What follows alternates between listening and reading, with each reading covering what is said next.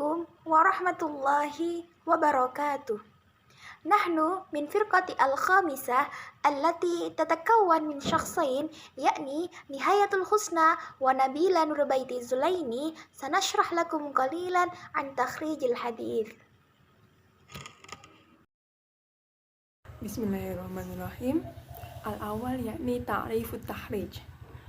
Lit-tahrij fil lughah ma'ani 'indah aqrabu syai' hunaka mushtaq min kalimati kharaja allati ta'ni mar'iyan min makanihi aw halatihi wa munfasilan wa mar'iyan wa kadzalika kalimatul ikhraj ayil kashfi anha wa idharuha wa kalimatu al-mahraj ta'ni makanul khuruj.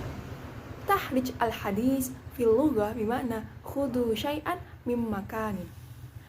Jadi di sini tahrij menurut bahasa memiliki beberapa makna.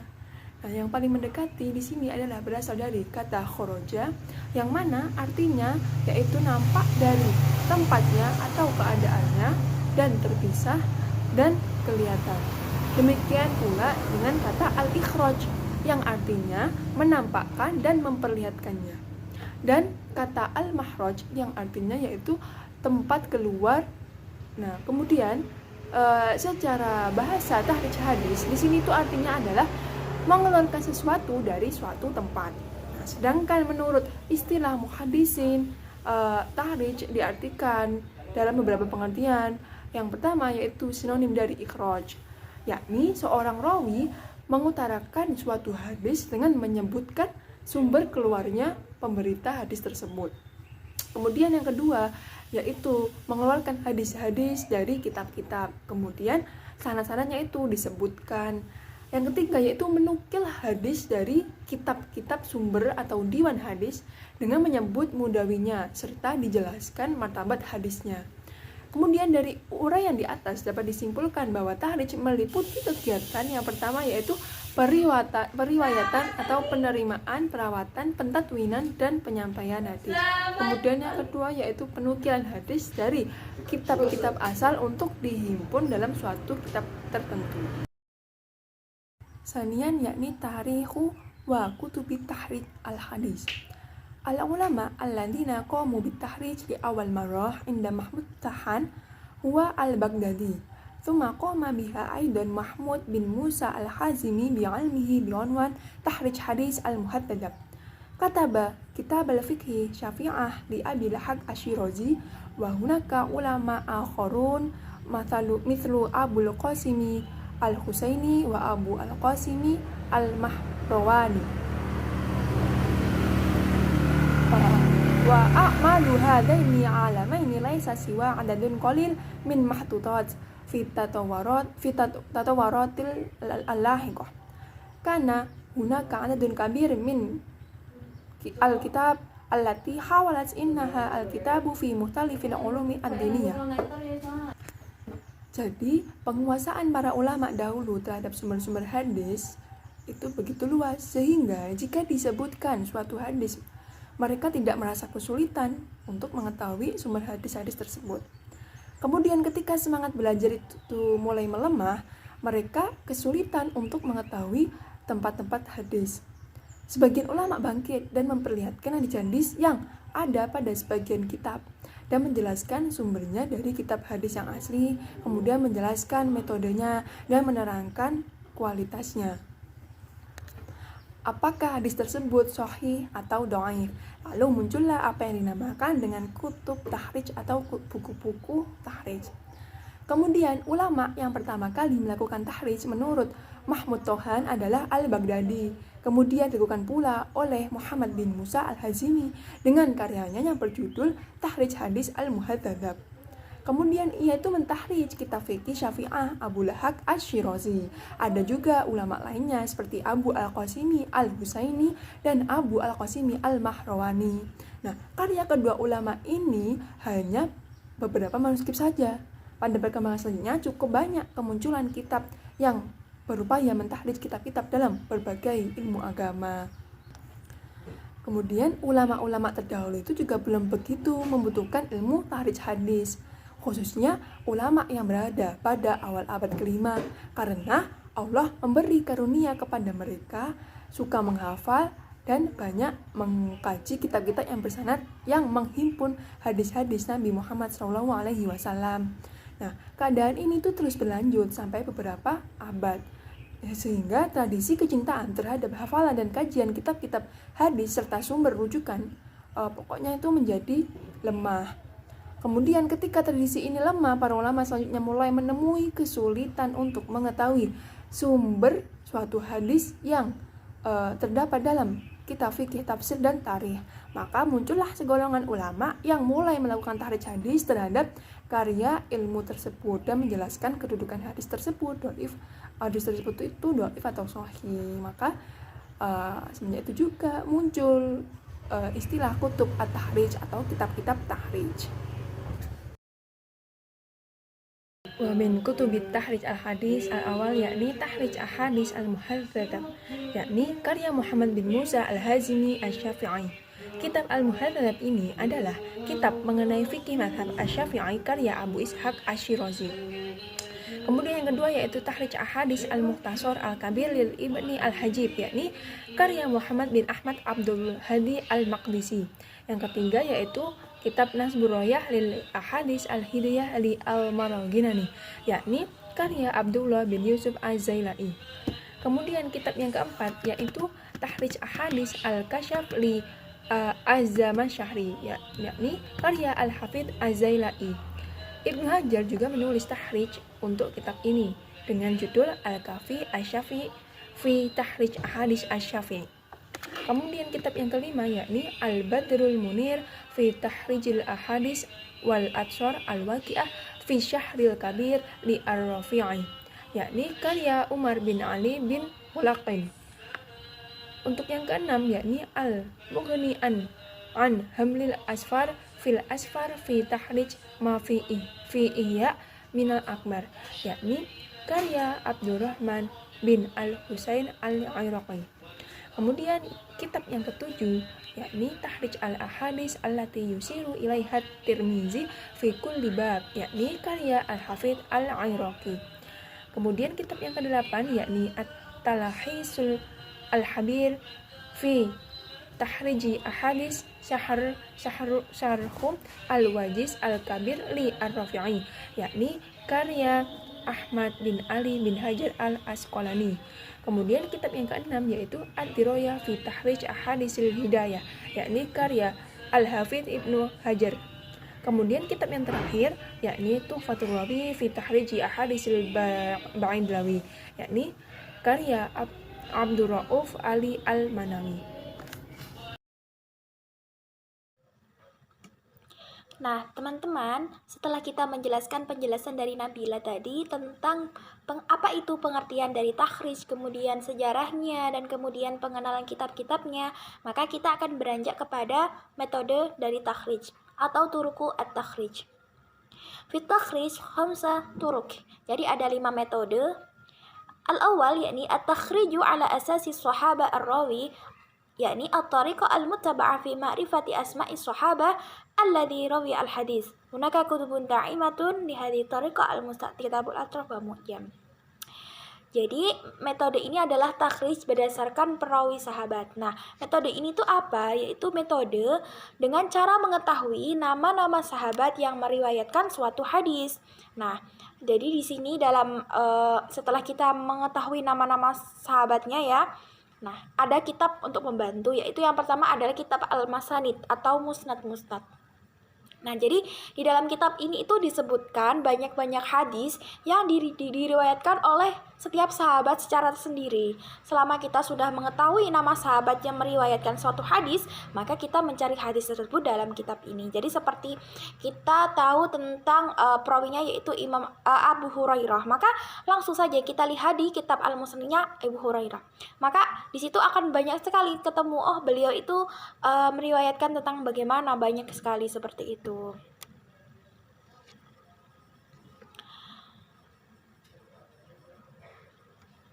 Yang kedua yaitu kitab-kitab al-atraf. Nah, kebanyakan dari kitab Al-Ashraf ini itu disusun berdasarkan musnad-musnad para sahabat dengan urutan nama mereka sesuai huruf kamus. Jadi ketika kita tahu bahwa setiap huruf kamus itu kan ada A, B, C, dan seterusnya.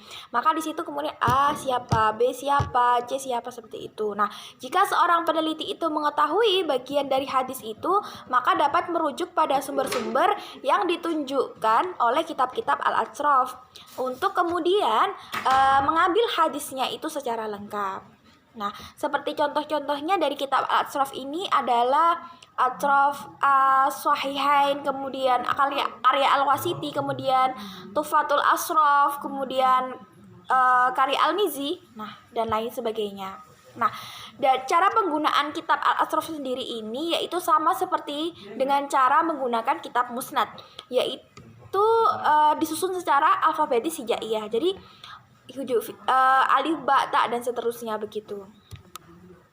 Yang ketiga adalah kitab Al-Mu'jam, yaitu susunan hadis itu di dalamnya berdasarkan urutan musnad para sahabat atau syuyukh sesuai huruf kamus hijaiyah. Nah, dengan mengetahui nama sahabat dapat memudahkan untuk merujuk hadisnya. Dan kitab Mu'jam yang dapat kita gunakan adalah Mu'jam Al-Kabir, kemudian Mu'jam Al-Awsat, dan Mu'jam As-Shaghir. Nah, adapun kelebihan dari metode ini sendiri adalah bahwa proses takhrij itu dapat diperpendek. Karena apa? Kita langsung menuju kepada poin-poinnya saja. Kita tahu tentang nama sahabatnya itu. Jadi langsung ke salah satu sahabat dilihat begitu kan, langsung memperpendek waktu begitu.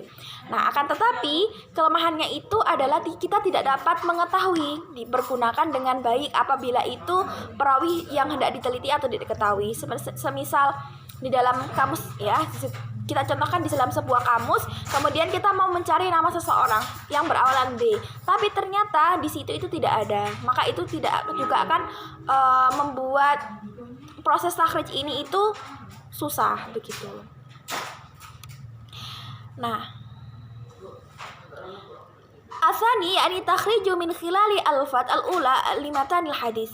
Tariqatu ta'tamidu al-alfat al-ula min al-hadis hasba tartibul hijaiyah wal huruf al-ijtidaiyah wa tasilu hadhihi tariqa ijadil hadits al-ma'na. Jadi yang metode yang kedua yaitu takhrij melalui lafaz pertama matan hadis.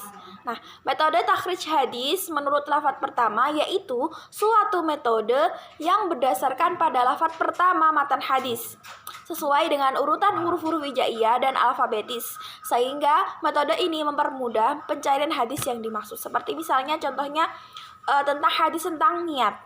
Nah, awalnya dari matan hadisnya itu adalah innamal a'malu binniyat. Maka yang dicari itu adalah innamal a'malu binniyat itu, bukan nama sandaran hadisnya, bukan perawinya. Jadi yang dicari adalah yang matan pertama, kalimat pertama.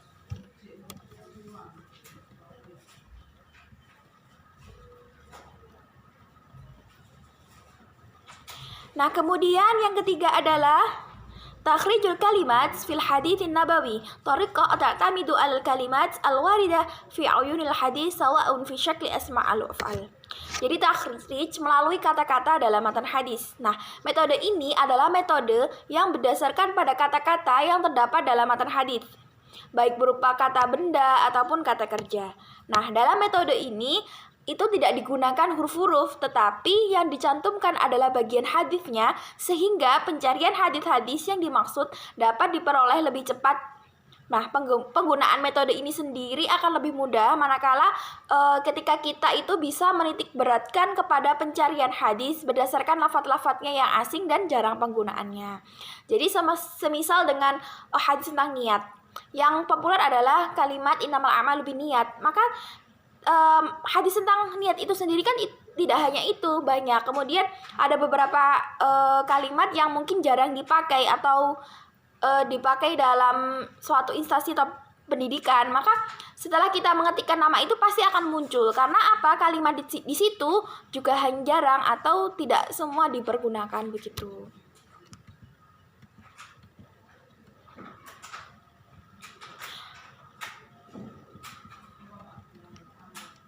Nah, jadi ke langkah-langkahnya itu yang pertama adalah kita menentukan kata kuncinya itu dulu, yaitu kata yang akan dipergunakan sebagai alat untuk mencari hadis. Nah, sebaiknya kata kunci itu dipilih adalah kata yang jarang dipakai. Nah, seperti itu kan.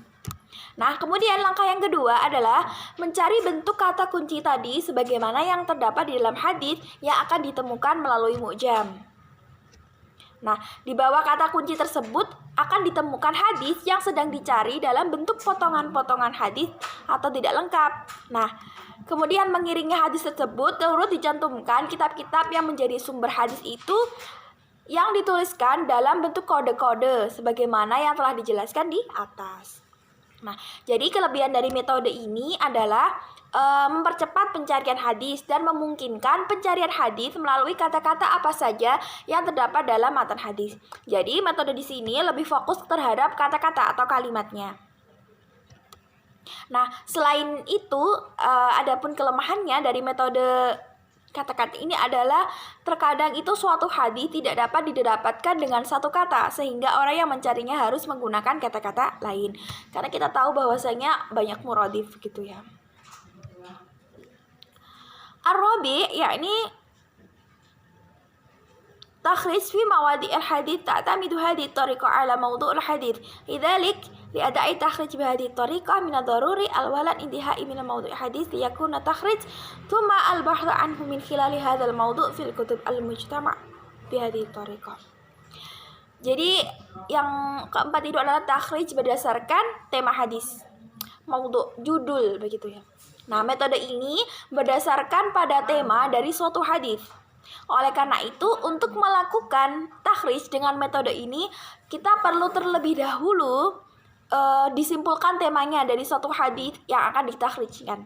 Kemudian kita tahu tentang isi matan innama a'malu binniyat wa innamal likulli imri'in ma nawa ila akhirih. Nah, kita tahu bahwa di situ kata kuncinya adalah mengarah kepada niat. Maka yang kita cari adalah hadis tentang niat. Maka di situ pasti ada keluar hadis banyak. Nah, kemudian kita cari apa yang kita mau kita cari begitu.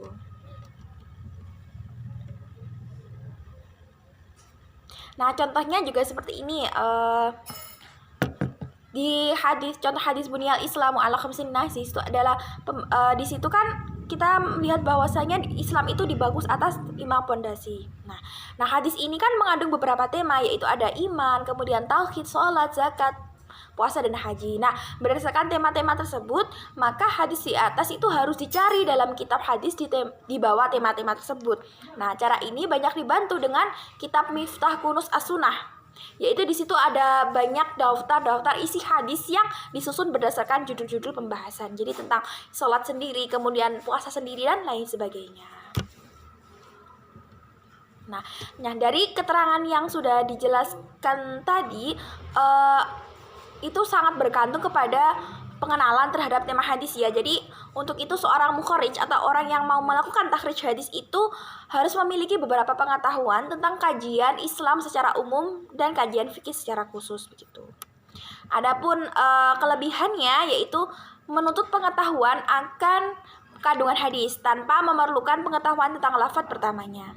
Jadi ini sesuai dengan orang-orang yang mungkin tahu tentang tema-temanya, bisa menyimpulkan tema-tema seperti itu.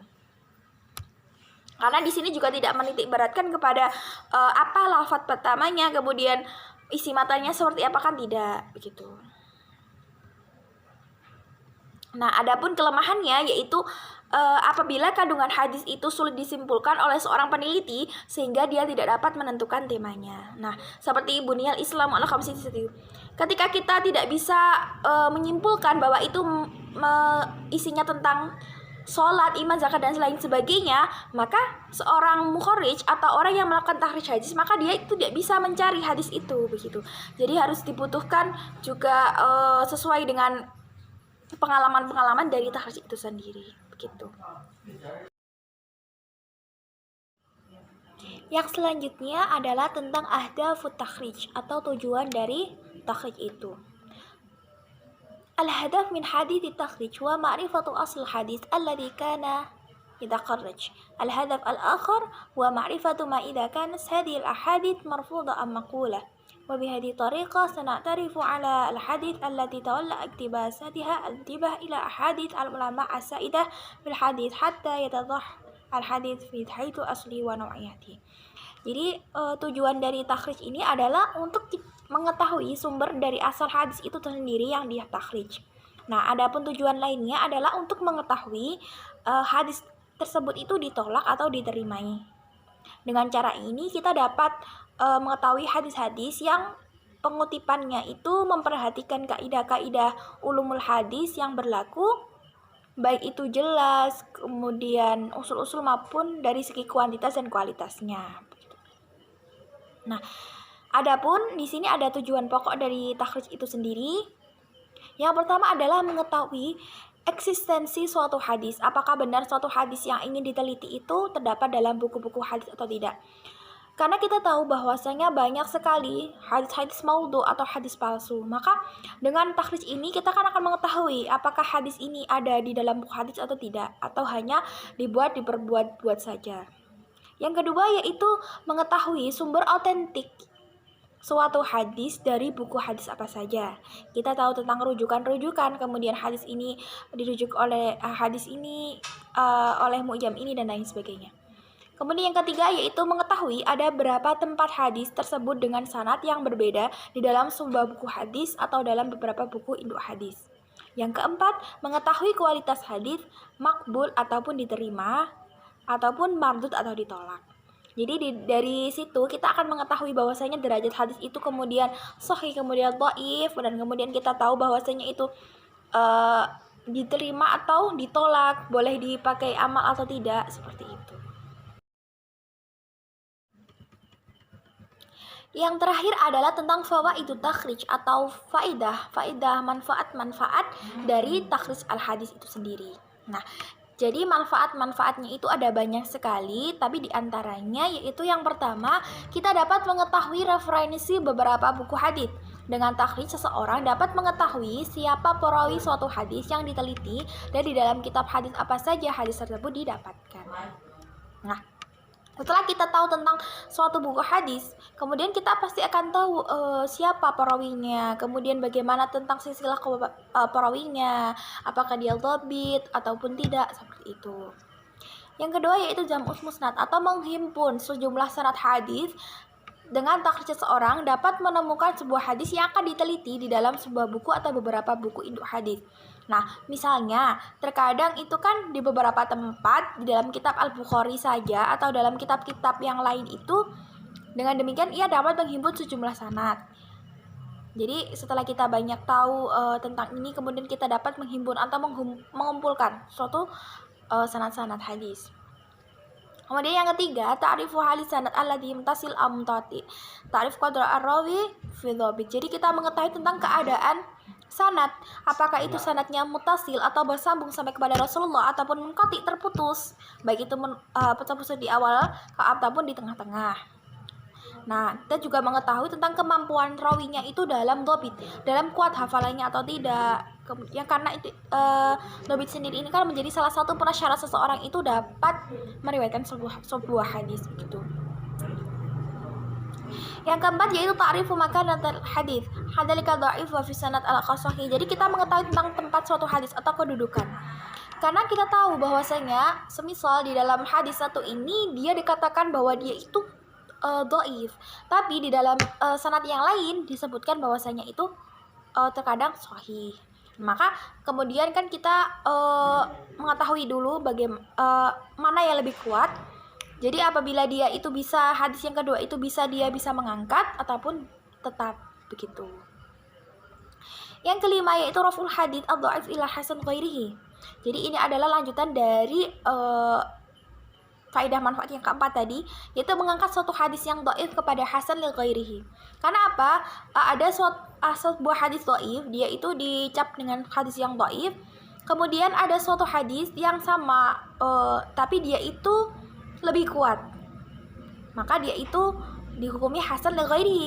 Dia baik dari segi disempurnakan oleh hadis yang lain gitu. Yang keenam yaitu ta'rifu kaifa imam hadis yalqa ar-ra'i an hadis. Jadi kita mengetahui tentang bagaimana seorang imam hadis itu menilai atau menimbang, kemudian menyampaikan pendapat mereka itu tentang tentang kualitas suatu hadis dan bagaimana kritikan yang disampaikan. Jadi pastikan setiap itu kan pasti ada kritikan, kemudian si perawi ini itu beliau itu tidak jujur dan lain sebagainya, maka pasti ada seperti itu. Dan yang terakhir yaitu jam'u sanad wal matan hadis. Jadi seseorang yang melakukan takhrij itu dapat menghimpun beberapa sanad dan matan suatu hadis. Karena apa? Ketika kita tahu tentang takhrij ini, maka kita tahu pasti sanad-sanadnya, kemudian matan-matannya, kemudian kaitannya dan lain sebagainya.